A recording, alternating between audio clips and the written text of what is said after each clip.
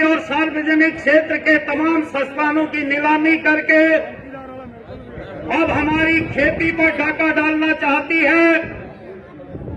जो हमारे बच्चों की थाली के भोजन पर डाका डालना चाहती है, जो अन्न पर मुनाफे का व्यापार करना चाहती है और बड़ी कॉरपोरेट कंपनियों और मल्टीनेशनल कंपनियों का कब्जा हमारी खेती, हमारी किसानी और हमारी खाद्य सुरक्षा पर करना चाहती है, उस सरकार ने इस आंदोलन को शुरू से ही बदनाम करने की कोशिश की।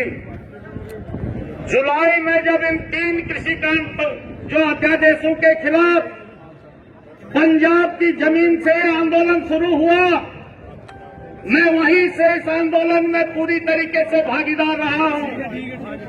मैंने इस आंदोलन को पंजाब के खेत खलिहानों से, पंजाब के गांव से उठते हुए देखा है और आज इस आंदोलन को एक राष्ट्रव्यापी जन आंदोलन के रूप में विकसित होते हुए मैं देख रहा हूं। मैं आपसे कहना चाहता हूं कि ये पहला आंदोलन है इस देश के अंदर। मोदी सरकार के सत्ता में आने के बाद जिस आंदोलन को तोड़ने की, बदनाम करने की, भटकाने की जितनी साजिशें सत्ता ने तमाम आंदोलनों के साथ की, इस आंदोलन के साथ भी की, लेकिन हमारे देश के किसानों ने, हमारे देश के किसान नेतृत्व ने जो पहली बार इस देश के अंदर AIKSCC के गठन के साथ 250 किसान संगठनों का एक बड़ा समूह हमने बनाया। भाई तेजेंद्र वोट और मैं उस पूरे मूवमेंट में रहे हैं। हम लोगों ने 10,000 किलोमीटर की पूरे देश में किसान मुक्ति यात्रा की। भाई तेजेंद्र विर्क भी उसमें रहे, मैं भी उसमें रहा। और आज ये जब इतना बड़ा आंदोलन हो गया है तो इस आंदोलन को तोड़ने की जो साजिशें सरकार ने की है, 500 से ज्यादा संगठनों का आपका संयुक्त मोर्चा उसको हर मोर्चे पर विफल करते हुए जो है आगे बढ़ा है। इस आंदोलन को इन्होंने सिखों का आंदोलन घोषित किया, इस आंदोलन को इन्होंने अलगाववादियों का आंदोलन घोषित किया, इस आंदोलन को इन्होंने पाकिस्तान और चीन का समर्थन से चलने वाला आंदोलन घोषित किया। और लेकिन पूरी देश के किसानों ने सरकार की इन साजिशों को जो है चकनाचूर किया। सरकार को जो है इस आंदोलन को भटकाने की, तोड़ने की जो कोशिश है उसकी थी, उसको मुंह का जो है उसके मुंह पर करारा जवाब दिया।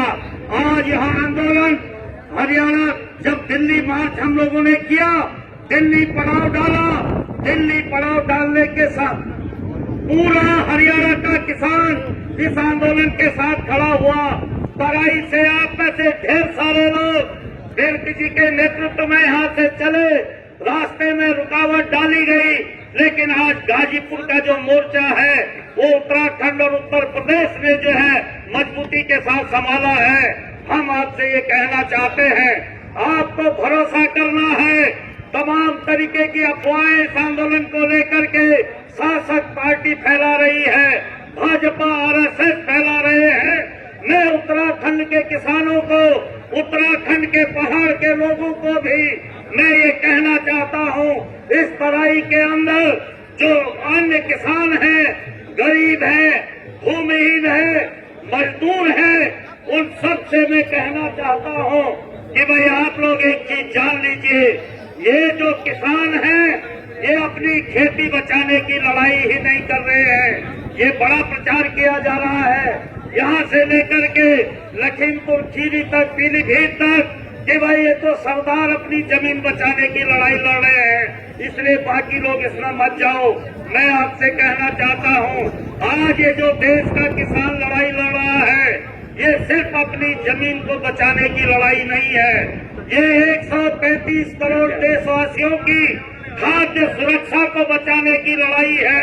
आपसे मैं कहना चाहता हूँ कि ये जो कॉन्ट्रैक्ट फार्मिंग का कानून है, ये कॉन्ट्रैक्ट फार्मिंग का कानून जिसको मोदी सरकार लेकर के आई है, ये किसान की जमीन को तो कब्जा करने में, किसान को फांसने में इस सरकार को 10 से 20 साल लगेंगे, लेकिन जो गरीब लोग, जो गांव का दलित, जो गांव का खेत मजदूर, जो गांव का गरीब किसान आज बटाई पर खेती कर रहा है, घाटे की खेती के कारण मध्यम किसानों की, वो सबसे पहले बेदखल होने वाला है।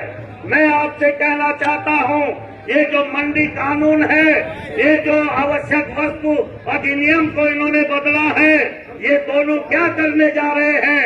ये इस देश के बड़े कॉरपोरेट के गोदामों में इस देश के पूरे अन्न को जो है भरने जा रहे हैं। और जब ये अन्न बड़े कॉरपोरेट के गोदाम में भर जाएगा, आज प्रधानमंत्री के जो चहेते और अडानी है, अडानी के 12 लाख मीट्रिक टन अनाज को कैद करने वाले गोदाम बन चुके हैं। और अगर ये कानून लागू हो गए, इस देश का सारा खाद्यान्न अडानी के गोदामों में चला जाएगा।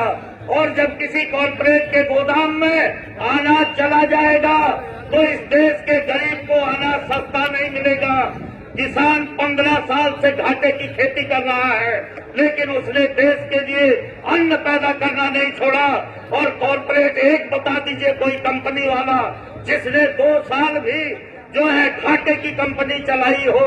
इसलिए मैं आपसे कहना चाहता हूं, जिस दिन ये सारा अनाज अडानी के गोदाम में चला जाएगा, उस दिन क्या होगा? उस दिन ये होगा, अगर उसको भोजन में अन्न बाजार में देने में ज्यादा मुनाफा होगा तो वो बाजार में भोजन देंगे। अगर उनको शराब बनाने में, इथेनॉल बनाने में ज्यादा मुनाफा होगा तो सारा अन्न जो है वो शराब और इथेनॉल की फैक्ट्री में चला जाएगा। इसलिए मैं कहना चाहता हूं कि आपके भोजन पर डाका डाला जा रहा है। इसलिए ये लड़ाई सिर्फ किसानों की नहीं, ये लड़ाई इस देश के गरीबों की है, भूमिहीनों की है, खेत मजदूरों की है, मजदूरों की है, कि आप लोग जो है इस लड़ाई में किसानों का साथ दें। जब किसान के साथ आप खड़े होंगे, तभी इस देश की खाद्य सुरक्षा बचेगी। धन्यवाद। बहुत बहुत धन्यवाद। वक्ताओं से हाथ जोड़ के विनती है, समय का ध्यान रखें।